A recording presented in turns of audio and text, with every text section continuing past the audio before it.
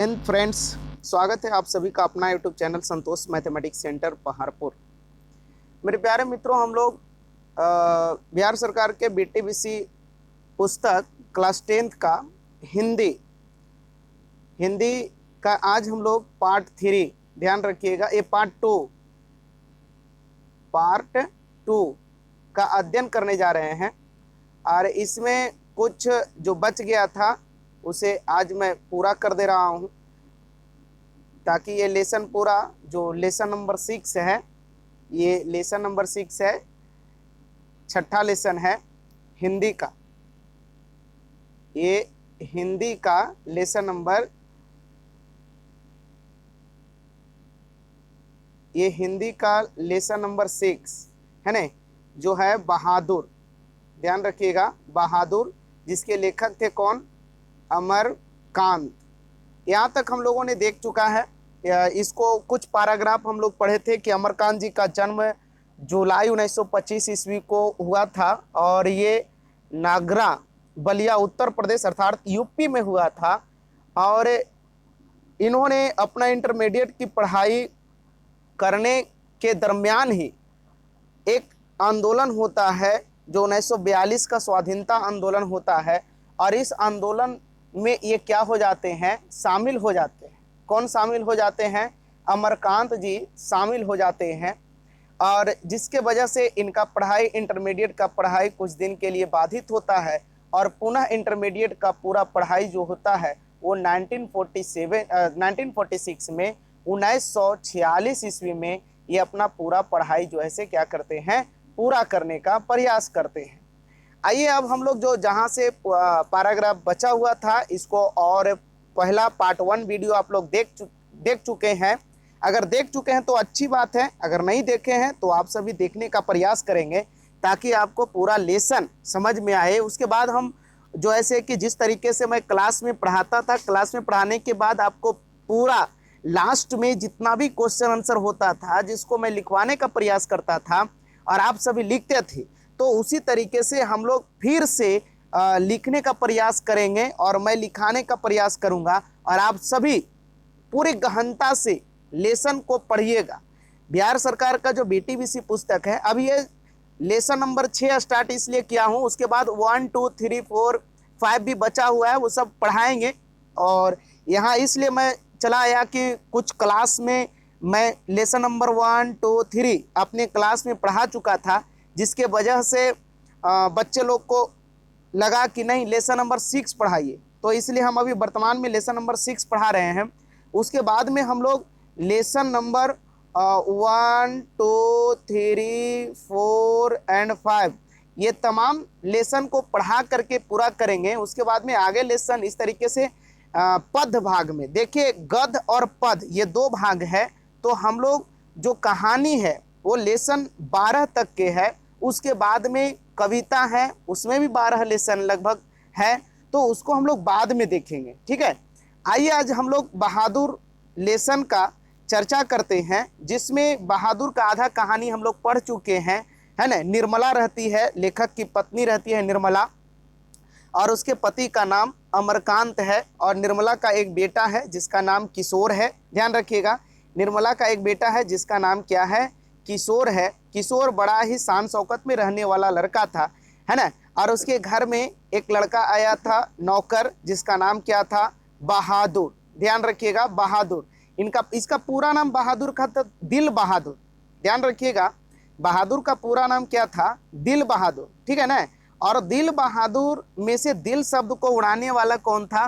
तो निर्मला थी। ये हम सभी पिछले वीडियो में देख चुके हैं। आप सभी ईमानदारी से अगर पार्ट 1 वीडियो आप देखिएगा तो हमें नहीं लगता है कि आपको इससे ज़्यादा कोई प्रश्न परीक्षा में छूट सकता है, नहीं छूटेगा। अब देखिए बहादुर, चलिए अब कहता है कि वह चुपचाप सुनता रहा। जब बहादुर को पिटाई हुआ और उस लड़के मार नहीं खाते, हम तुमको जिस सुख आराम से रखते हैं वह कोई क्या रखेगा? जाकर दूसरे घरों में देखो तो पता चलेगा कि नौकर चाकर भरपेट भोजन के लिए तरसते रहते हैं। चलो सब खत्म हुआ, अब काम करो। ये कौन कह रहे हैं? लेखक अर्थात और उनकी पत्नी। ध्यान रखिएगा, लेखक और उनकी पत्नी कह रही हैं, किससे कह रही हैं? बहादुर से कह रही हैं कि चलो अब जो कुछ भी हुआ सब खत्म करो, कोई दिक्कत नहीं है ना। वह चुपचाप सुनता रहा। कौन सुनता रहा जी? यही बहादुर। ये बहादुर जो था वो चुपचाप क्या रहा? सुनता रहा। फिर हाथ मुंह धोकर काम करने लगा। जल्दी वह प्रसन्न भी हो गया। रात में सोते समय वो अपनी टोपी पहनकर देर तक गाता रहा। लेकिन कुछ दिनों बाद एक और भी गड़बड़ी शुरू हुई। निर्मला बहुत पतली पतली रोटियां सेकती थी। ध्यान रखिएगा, निर्मला जो थी बड़ी बदमाशिन थी जी, ध्यान रखना, बहुत हरामी थी, है ना। ऐसा बनने का कोशिश कोई भी नहीं करना, ध्यान रखना। खास करके लड़की लोग, जितने भी आप लोग वीडियो देखिएगा, निर्मला जैसा व्यवहार करने का प्रयास कभी भी नहीं कीजिएगा, है ना। साफ सुथरा छवि का, है ना, दिखाना कम और जो ऐसे कि कार्य पर ज्यादा विश्वास करने का प्रयास करना, ठीक है। तो कह रहा है कि रोटियां सेकती थी, इसलिए वह रोटी बनाने का काम कभी भी बहादुर से नहीं लेती थी। लेकिन मोहल्ले की किसी औरत ने उसे यह सिखा दिया कि परिवार के लिए रोटियां बनाने के बाद वह बहादुर से कहे कि वह अपनी रोटी खुद बना लिया करे। देखिए मोहल्ला वाला किसको सिखा दिया है? निर्मला को। किसको? निर्मला को। ध्यान रखना, इन निर्मला को मोहल्ले के लोगों ने सिखा दिया कि देखो, ज्यादा नौकर को साफ सुथरा अपने से बनाया हुआ भोजन नहीं खिलाना चाहिए, क्योंकि नौकर चाकर क्या होते हैं? बिगड़ जाते हैं। नहीं तो नौकर चाकर की आदतें खराब हो जाती हैं, महीन खाने से उनकी आदत बिगड़ जाती है। ध्यान रखिएगा, ये इस तरीके की कहानी निर्मला को उसके मोहल्ले वाले लोग क्या कर रहे हैं? समझा रहे हैं। और क्या करती है लास्ट में निर्मला? देखिए, यह बात निर्मला को जच गई कि अरे बाबा, बहुत अच्छा बात कह रहे दीदी, है ना। इस तरीके से मोहल्ले वाले लोग बैठ करके आपस में बात करते हुए रात में उसने ऐसा ही प्रयोग किया। देखिए मोहल्ला वाला का साइड इफेक्ट निर्मला के ऊपर पड़ा। मोहल्ला वाला का साइड इफेक्ट किस पे पड़ा? निर्मला के ऊपर पड़ा। उसने ऐसा ही प्रयोग किया। वह अपनी रोटियां बनाकर चौके में से उठ गई। चौके में से उठ गई। बहादुर का मुंह उतर गया। वह चूल्हे के पास सिर झुकाकर चुपचाप खड़ा रहा। चूल्हे के पास बेचारा एकदम, ध्यान रखिए, सपोज दैट यहाँ चूल्हा है, यहाँ पे क्या खड़ा है? कौन? ध्यान रखिएगा, ये बहादुर। बहादुर बेचारा क्या है? खड़ा है, चुपचाप खड़ा है चूल्हे के पास में। तब देखिए निर्मला क्या कहती है ना। क्या हो गया रे? निर्मला ने पूछा। निर्मला ने क्या पूछा? क्या हो गया रे? क्या हो गया अरे, है ना। किसने पूछा? निर्मला। ध्यान रखिएगा, निर्मला ने पूछा। क्या पूछा? कि क्या हो गया रे? वह कुछ नहीं बोला। वह कुछ नहीं बोला। वह कुछ नहीं बोला मतलब कौन? बहादुर कुछ नहीं बोला। चल चुपचाप बना अपनी रोटियां। तू सोचता है कि मैं तुझे पतली पतली नरम नरम रोटियां सेक कर खिलाऊंगी? तू कोई घर का लड़का है? बदमाश कहीं का। नौकर चाकर तो अपना बनाकर खाते ही रहते हैं। तीता तो इनको इसलिए लग रहा है कि सारे घर के लिए मैंने रोटियां बनाई, इनको अलग करके इनके साथ भेद क्यों किया? अब देखिए तीता, देखिए एक शब्द है तीता, ध्यान रखना। तीता मतलब होता है बड़ा खराब लगना, है ना, असमंजस महसूस करना कि भाई सबके लिए रोटी बना, घर में सबके लिए खाना बना, मेरे लिए क्यों नहीं बना? मेरे लिए क्यों नहीं बना मतलब मेरे लिए कौन? मतलब बहादुर सोच रहा है। और इसका वर्णन कौन कर रही है? निर्मला कर रही है ना। सारे घर के मैंने रोटियां बनाई, इनको अलग करके इनके साथ भेद क्यों किया? वाह रे, इसके पेट में तो लंबी दाढ़ी है, लगता है बहुत लंबा सोचता है। कौन? बहादुर, है ना। ये निर्मला कह रही है कि लगता है कि ये नौकर बहुत ज्यादा सोचता है। समझ जा, रोटियां नहीं सेकेगा तो भूखा रहेगा। पर बहादुर उसी तरह खड़ा रहा। तो निर्मला का गुस्सा से बुरा हाल हो गया। उसने लपक कर उसके माथे पर 2-3 थप्पड़ जड़ दिए और बोली, देखिए कितना एकदम बेहतरीन प्यारा सा शब्द है ना, सुअर कहीं के। ध्यान रखिएगा क्या बोली निर्मला? सुअर। सुअर कहीं के सुअर कहीं के, ध्यान रखना, सुअर कहीं के, क्या बोली, सुअर कहीं के, इसलिए तुझे किशोर मारता, इसलिए तुझे किशोर मारता है। किशोर कौन था जी? निर्मला का बेटा था, यानी कि अमरकांत जी लेखक का बेटा था। इसी वजह से तेरी माँ भी मारती होगी। चल बना अपनी रोटियां, बना जल्दी, बना अपनी रोटियां बना, है ना। मैं नहीं बनाऊंगा, मेरी माँ भी सारे घर की रोटियां बनाकर मुझसे रोटी सेंकवाती थी। वह रोने लगा था। तो क्या मैं तेरी माँ हूं कि मुझसे, कि तू मुझसे जिद कर रहा है, घर के लड़कों के बराबर बन रहा है, मारते मारते मुंह रंग दूंगी, है ना। पर उसने अपने लिए रोटी नहीं बनाई। कौन नहीं बनाया जी? बहादुर। ध्यान रखना, बहादुर पर ही पूरा लेसन का सारांश टिका हुआ है बेटा। बहुत अच्छे तरीके से समझने का प्रयास करना। इसमें जो बहादुर है ना, इसी पे पूरा सारांश टिका हुआ है, कहानी का पूरा निचोड़ इसी पे है। मुझे भी बड़ा गुस्सा आया, मुझे भी बड़ा गुस्सा आया, अर्थात निर्मला को बड़ा गुस्सा आया। मैंने उसको डांटा और समझाया, पर वह नहीं माना। रात भर वह भूखा ही रहा, पर सवेरे उठकर वह पहले की तरह ही हंसने लगा। ध्यान रखिए, लाख दुख हो पर चेहरे पर अगर मुस्कुराहट रहे तो आप सामने वाला दुश्मन के कलेजा में बहुत बड़ा तीर लगता है। इस बात को ध्यान रखिएगा। जीवन में खुश रहना सीखें, और सरस्वती का सबसे मूल कर्तव्य यही है कि आप चाहे लाख परिस्थितियां में हो, सबसे पहले नंबर अपने होठों पे मुस्कान रखें, चेहरे पे मुस्कान रखें, ताकि सामने वाला को ऐसा महसूस ना हो कि इसके सामने इतना बड़ा विपत्ति पड़ने पर भी ये चहकता हुआ, फहकता हुआ नजर आ रहा है। अब देखिए, उसने अंगीठी जलाकर अपने लिए रोटियां सेकी। अपनी बनाई मोटी और भद्दी रोटियां को देखकर वह खिलखिलाने लगा। कौन रोटियां सेका? भाई, पेट का आग बुझाना है तो चाहे वो मोटा रोटी रहे, चाहे जला हुआ रोटी रहे, आपको खाना ही पड़ेगा। फिर रात की बची हुई सब्जी से उसने खाना खा लिया। किसने खा लिया? बहादुर ने खाना खा लिया। रात की बची हुई सब्जी से बहादुर ने क्या किया बेटा? खाना खा लिया। लेकिन निर्मला का भी हाथ खुल गया था, हाथ खुल गया था। दे दनादन छक्का चौका चालू था बेटा, ध्यान रखना। हाथ खुल जाना मतलब एकदम बाउंड्री पारे गिर रहा है, एक कोई इधर नहीं गिर रहा है जी।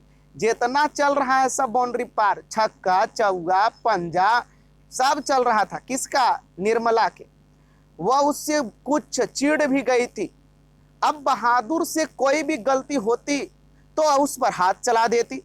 उसको मारने वाले अब घर में दो व्यक्ति हो गए थे, और कभी कभी एक गलती के लिए उसको दोनों मारते थे। दोनों अर्थात कौन कौन? ध्यान दीजिएगा यहाँ पे, दोनों दोनों दोनों अर्थात कौन? दो व्यक्ति हो गए। पहला कौन? निर्मला, निर्मला, और दूसरा कौन? किशोर। देखिए, पहला कौन? निर्मला और दूसरा किशोर। दो व्यक्ति हो गए। किसको मारने के लिए? बहादुर को मारने के लिए। ये सभी मार किसको रहे? बहादुर को।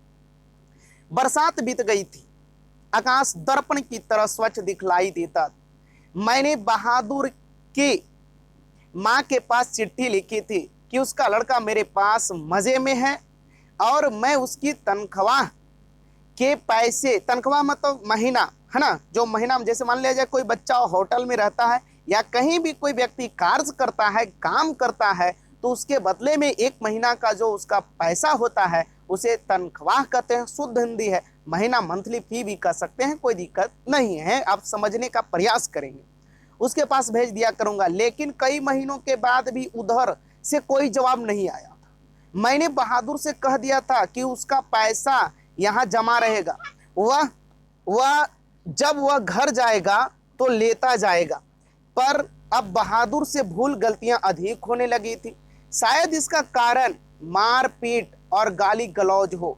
मैं कभी कभी इसको रोकना चाहता, फिर यह सोचकर चुप लगा जाता कि नौकर चाकर तो मारपीट खाते ही रहते हैं। मार बेटा मार, ठीक है, जितना मारे मारो, है ना।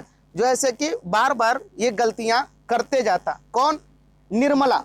निर्मला किसको पिटवाती थी? ये निर्मला, ये किशोर से। किसको? बहादुर को। ध्यान रखिएगा, इस बहादुर को बार बार पिटवा देती थी, जिससे बेचारा बहादुर एकदम जो है से कि रूठ चुका था। अब उसको मन में ऐसा लगा कि अब यहां से मुझे भाग जाना चाहिए, पलायन कर जाना चाहिए, है ना, क्योंकि बेचारा रोज पिटा रहा था ना जी, डेली पिटाते पिटाते उसका जो है से कि हालत खराब हो रहा था, है ना। एक दिन रविवार को मेरी पत्नी के एक रिश्तेदार आए, वह बीबी बच्चों के साथ थे।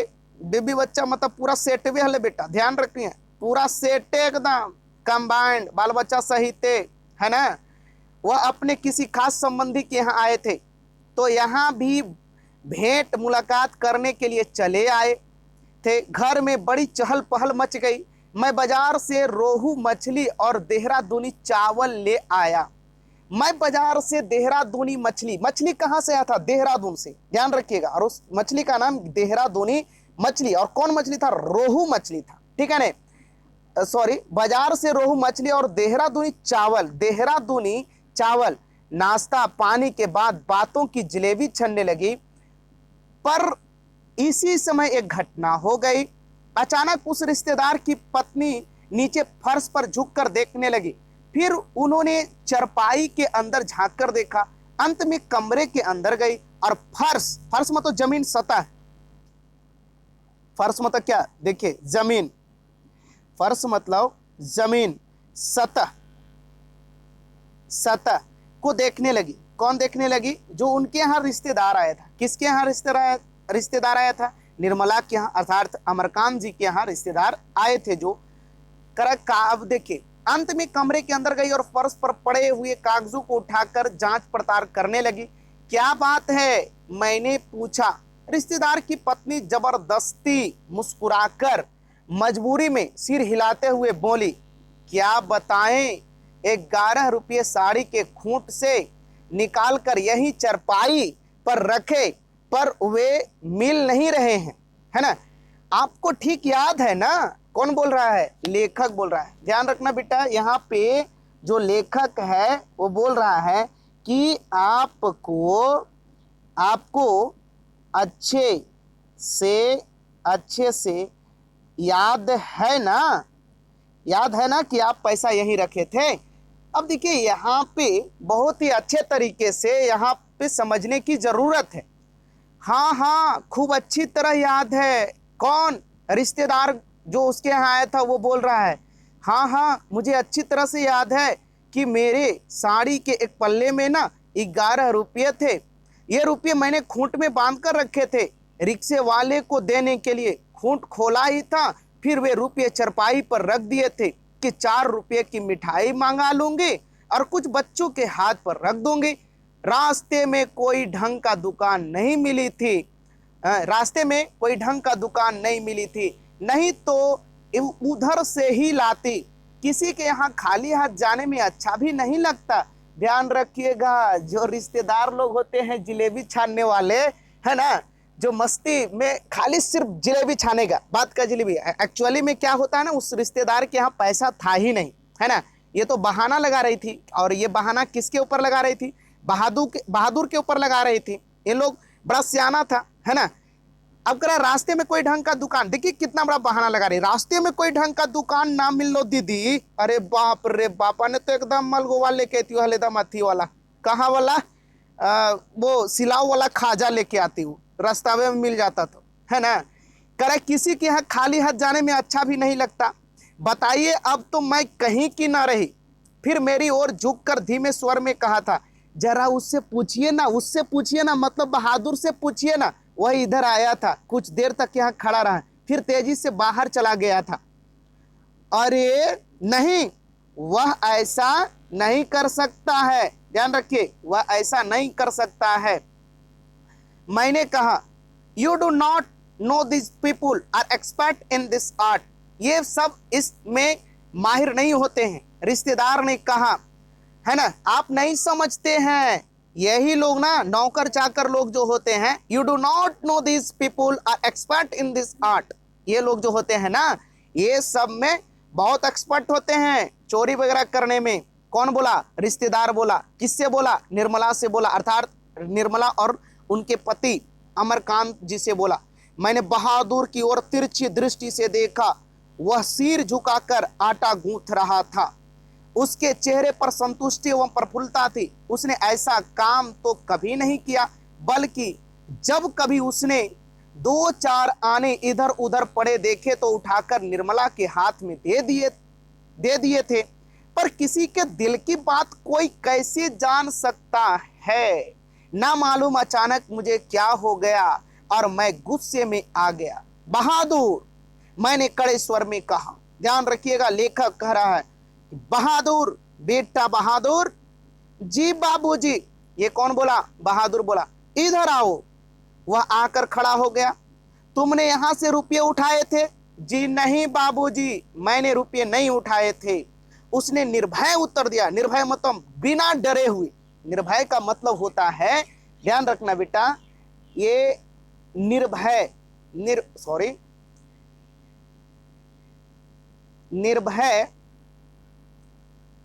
निर्भय मतलब होता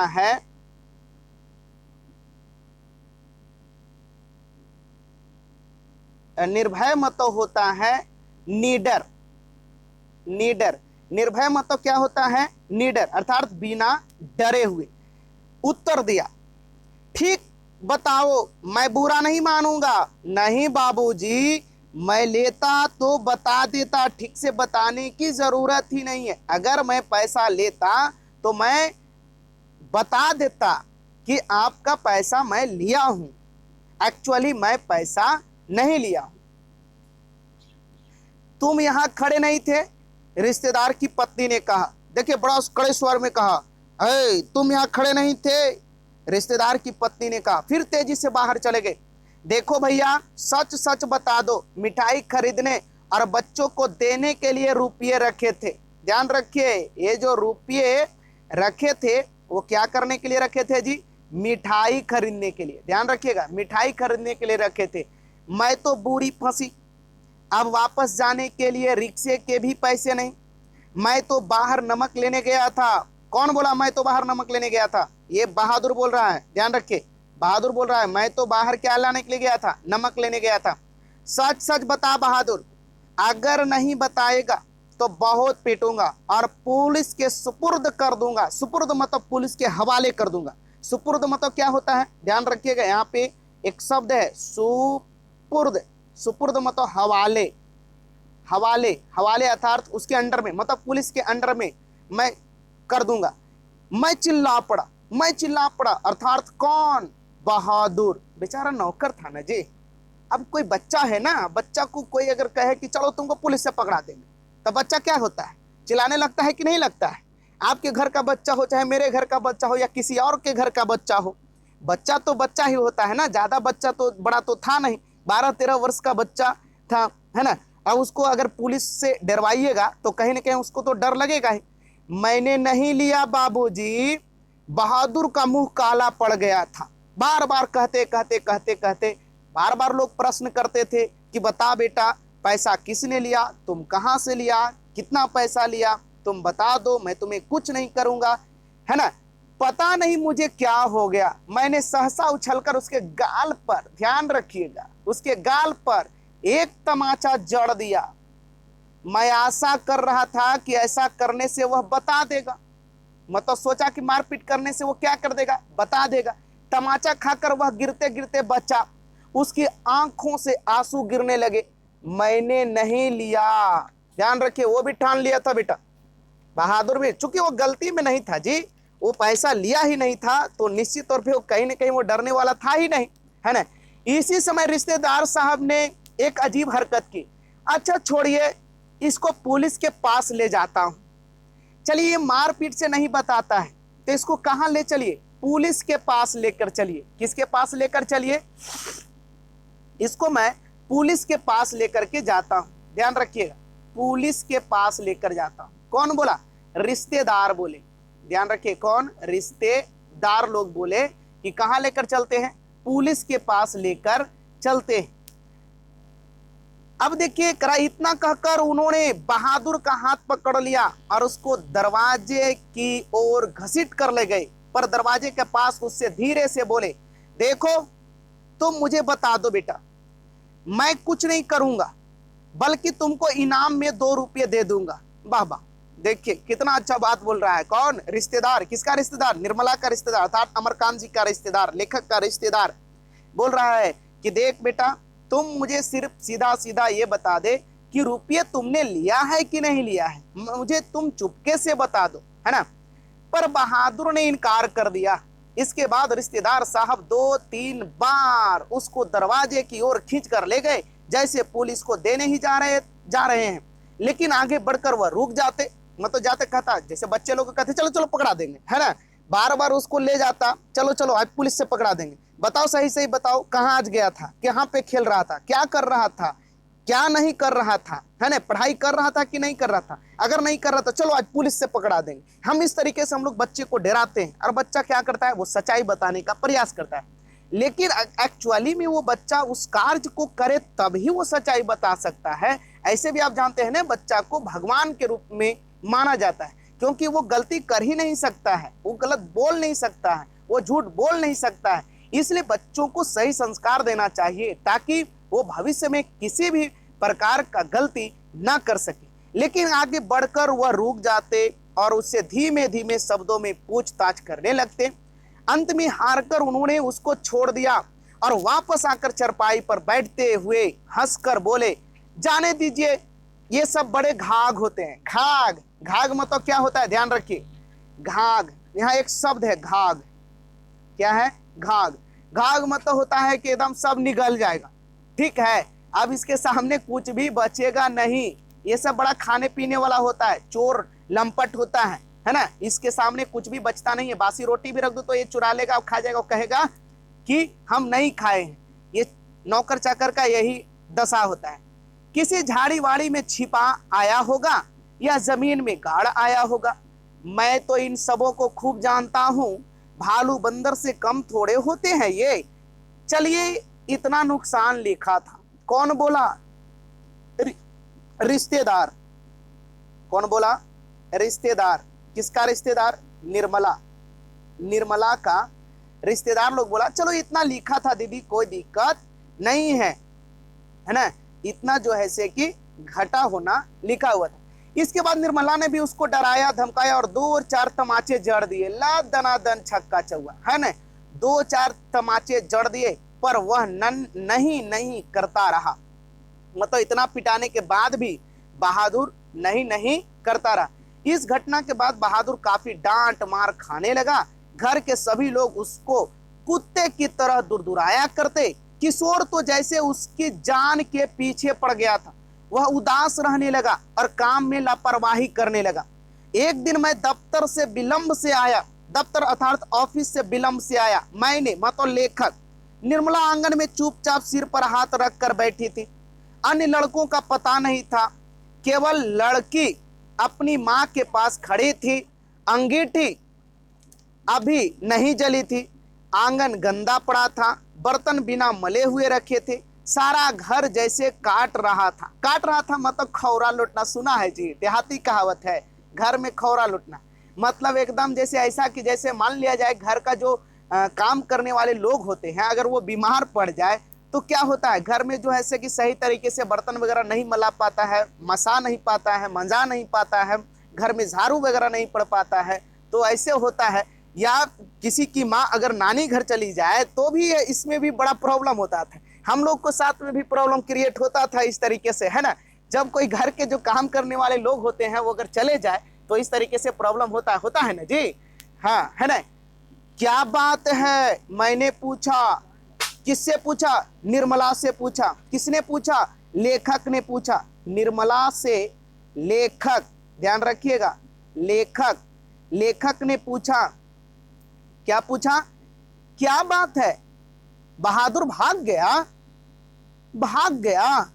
आखिर क्यों भागा, पता नहीं, आज तो कुछ हुआ भी नहीं था। देखिए, बड़ा निर्मोहिया दादी अब आ रही है। कौन, निर्मला। ये बड़ा निर्मोहिया थी, चिकनी बात सुने है ना, एकदम चिकन बोले वाला। सवेरे से ही बड़ा प्रसन्न था, मतलब खुश था। हमेशा माता जी किए रहा, बाप रे बाप, है ना। दोपहर में खाना खाया, उसके बाद आंगन से सील बट्टा लेकर बरामदे में रखने जा रहा था कि सील हाथ से छूटकर गिर गई और 2 टुकड़े हो गए। शायद इसी डर से वह भाग गया कि लोग मारेंगे, पर मैं इसके लिए उसको थोड़े कुछ कहती। क्या बताऊं, मेरी किस्मत में आराम ही नहीं है, कुछ ले गया। ध्यान रखिए, बहुत अच्छा प्रश्न यहाँ पे किया है। क्या बोला? कुछ ले गया, कुछ ले गया, क्वेश्चन मार्क, कुछ ले गया। ये कौन बोला? लेखक। अब देखिए निर्मला क्या बोलती, यही तो अफसोस है जी, है ना। बड़ा प्रेम से अपन हस्बैंडवा के साथ बोल रही है निर्मला, है ना। यही तो अफसोस है जी, कोई भी सामान नहीं ले गया है। उसके कपड़े, उसका बिस्तरा, उसके जूते सभी छोड़ गया है, सब कुछ यहीं छोड़ दिया है बेचारा, इसी चल गया ढनढनाए। समझ लीजिए, पता नहीं उसने हमें क्या समझा। अगर वह कहता तो मैं उसे रोकती थोड़े, बल्कि उसको खूब अच्छी तरह से पहना ओढ़ा कर भेजती, हाथ में उसको तनख्वाह मतलब महीनवा वाला पैसा, ध्यान रखना, महीना वाला पैसा वगैरह सब दे देती, है ना। उसके रुपये रख देती, 2-4 रुपया और अधिक दे देती। बाबा रे बाबा, ये प्यार अगर पहले दिखाते अगर निर्मला, तो बेचारा वो बहादुर भागता नहीं, है ना। पर वह तो कुछ ले ही नहीं गया। और वे 11 रुपये, अरे वह सब झूठ है। मैं तो पहले ही जानती थी कि वे लोग बच्चों को कुछ देना नहीं चाहते, इसलिए अपनी गलती और लाज छिपाने के लिए यह परपंच रच रहे हैं। उन लोगों को क्या मैं जानती नहीं? देखिए अब कौन बोल रही है? निर्मला बोल रही है। हाँ, उन लोग को मैं जानती हूँ, उन लोग पैसा वैसा देने वाली नहीं है। वो लोग ना सिर्फ ऐसे ही झूठ का बहाना बना रही है। कभी उनके रुपये रास्ते में गुम हो जाते हैं, कभी वे गलती से घर ही पर छोड़ आते हैं। मेरे कलेजे में तो जैसे कुछ होड़ रहा है, मतलब लग रहा है कि हम क्या कर दिए बहादुर के साथ। जो बहादुर बेचारा मेरे यहाँ से क्या हो गया? भाग गया। बहादुर क्यों भागा? कारण क्या था? करा किशोर को भी बड़ा अफसोस है, उसने सारा शहर छान मारा पर बहादुर नहीं मिला। अरे बेटा किशोर, ध्यान रखिए, ये किशोर को बड़ा अफसोस हो रहा है। उस समय तुमको अफसोस होना चाहिए था कि जिस समय हम किशोर को पीट रहे हैं, बहादुर को पीट रहे हैं, बहादुर का कोई गलती नहीं था, तब भी तुम पीटता था, तब उस समय तुम्हें अफसोस नहीं हुआ। आज बहादुर चला गया तब तुम्हें बड़ा अफसोस हो रहा है। ध्यान रखिएगा, ये सब सिर्फ बहाना है, ऐसे आप लोग करने का प्रयास नहीं कीजिएगा। इस कहानी से ये अर्थ निकलता है, ये निचोड़ निकलता है कि हमें किसी भी नौकर चाकर को बिना जांचे परखे, किसी को शक के दायरे में नहीं रखना चाहिए, और हमें सबसे पहले ईमानदारी से उनकी जांच परख कर लेनी चाहिए। किशोर आकर कहने लगा, अम्मा एक बार भी अगर बहादुर आ जाता तो मैं उसको पकड़ लेता और कभी जाने ना देता, उससे माफी मांग लेता और कभी नहीं मारता। सच, अब ऐसा नौकर कभी नहीं मिलेगा। कितना आराम दे गया वह, है ना। ध्यान दीजिएगा, जब कोई व्यक्ति पास में होता है ना दोस्त, तब उसका महत्व समझ में नहीं आता है, उसकी महत्व समझ में नहीं आता है। लेकिन जब वो व्यक्ति आपसे दूर चला जाता है, तब उसका महत्व जो है से आपको क्या होता है, क्लियरिटी रूप में समझ में आने लगता है। अगर वह कुछ चुरा कर ले गया होता तो संतोष हो जाता, मतलब चलो नौकर था, इतना काम किया, लेकर गया, कोई दिक्कत नहीं। निर्मला आंखों पर आंचल रखकर रोने लगी। ध्यान रखिएगा, आंखों पर आंचल रखकर रोने लगी। तो गांव घर में देखे हैं ना, रोते हुए लोगों को पूरा एकदम जो है से, जब बेटी का विदाई होता है तब जो है से गांव घर में देखिएगा लोग रोते हैं, है ना। अब तो भाई लगनिए खत्म हो गया इंसान लॉकडाउन के वजह से, तो कितना रोवा कन्हट होता, कितना एकदम जो है से कि आंसू धारा बहता, कितना गंगा उमड़ पड़ता। लेकिन लगनिए खत्म हो गया बेटा, अब उसके चर्चा करना ही बेकार है ना। मैं चिल्लाना चाहता था पर भीतर ही भीतर कलेजा जैसे बैठ रहा हो। मैं वही चरपाई पर सिर झुकाकर बैठ गया। कौन? लेखक। ध्यान रखिएगा, लेखक अर्थात अमरकांत। अमरकांत वहीं चरपाई पे क्या हो गए? वो बैठ गए। कौन बैठ गए? अमरकांत जी वहीं पे बैठ गया। मुझे एक अजीब सी लघुता का अनुभव हो रहा था। यदि मैं ना मारता तो शायद वह ना जाता।